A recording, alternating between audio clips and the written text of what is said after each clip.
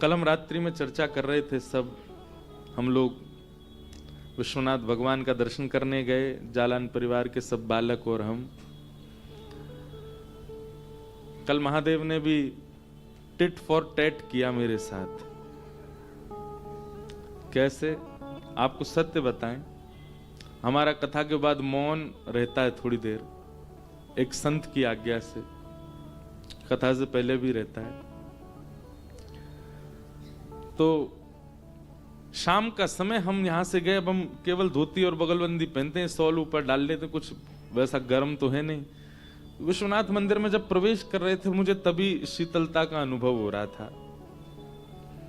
और जब आपको कोई अनुभव होता है ना, उस स्थिति में सामने वाला अगर जा रहा हो तो आपको और ज्यादा अनुभव होने लग जाता है। आपको ठंड लग रही हो, उसी समय कोई ठंडे पानी से नहा रहा हो तो ठिठर आप जाओगे। तो हमसे कहा भी महाराज जी शायद अभिषेक भी, मैंने कहा नहीं अभिषेक नहीं मिले, हम मौन तो था, मैंने कहा आरती कर लेंगे, बस प्रणाम कर लेंगे, अभिषेक क्या कर रहे हैं, इतना ठंड हो रहा है।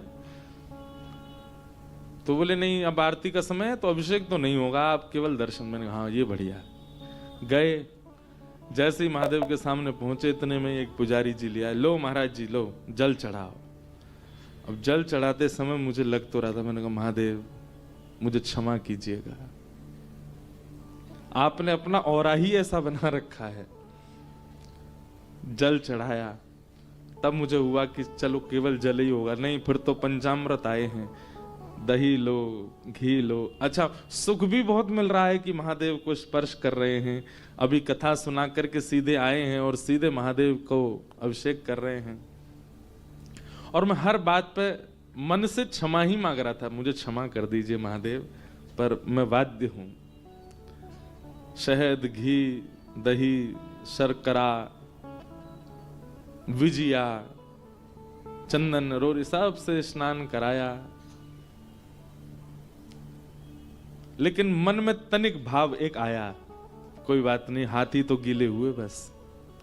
इतने में ही एक गार्ड साहब लिए पाइप पूरा मंदिर धोते हुए आए और उन्होंने सीधा प्रहार किया है मेरे वक्ष पे। तो वक्ष तो महादेव के सामने था, ये बिल्कुल इंस्टेंट था, और कटी से लेकर के नीचे तक मैं पूरा गीला।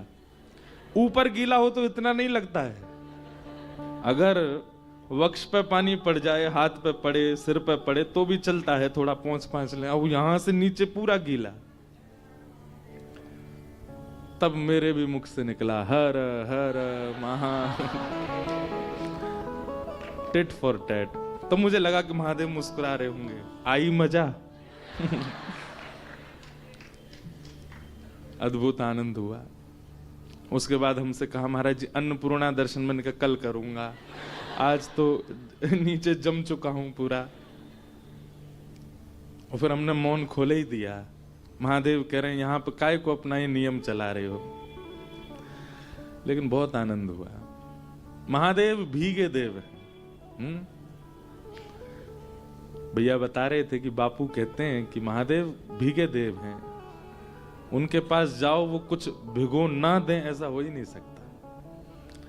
पर भैया वस्त्र भिगा दिए, तन भिगा दिया, कृपा तब हो जब मन भीग जाए। उन महादेव से यही कामना करें कि किसी दिन हमारा मन भिगाइए नाथ। वो भीगे हैं, इस बात का क्या द्योतक है? भीगा मतलब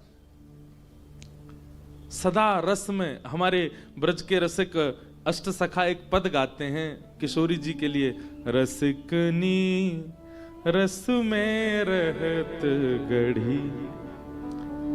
किशोरी जी अब शुरू हुआ है तो गा ही देते हैं, हम पद पदावली ज्यादा गाते हैं कथाओं में। रसिकनी रस में रहत गढ़ी, रसिकनी रस में रहत। अब देखो गोस्वामी तुलसीदास जी महाराज को तो आप सब खूब सुनते ही हैं, क्योंकि काशी में